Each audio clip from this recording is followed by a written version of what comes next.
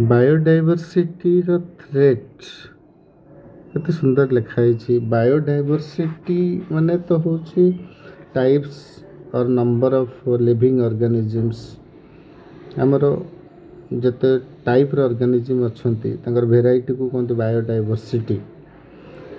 ताकू थ्रेट अछि कौन थ्रेट अछि माने बायोडायवर्सिटी बोधे आमर डेंजर जोन रे अछि आउ खूब शीघ्र खत्म हो जाए पारे कहीं ना तार चारिटा होची मेन रीजन। एटा इज इविल क्वार्टेट। इविल माने डेंजर, क्वार्टेट माने चारिटा।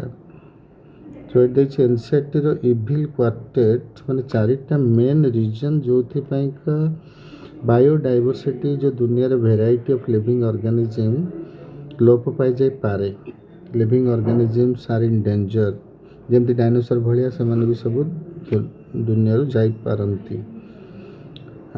कौन ना आम घर फर भांगी दौचे। फास्ट है habitat loss and fragmentation.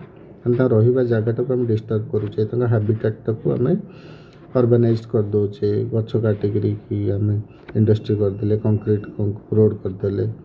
Fragmentation तुम धर गोटे फॉरेस्ट भितर जदि अच्छा कुछ कर रहे हैं क्या?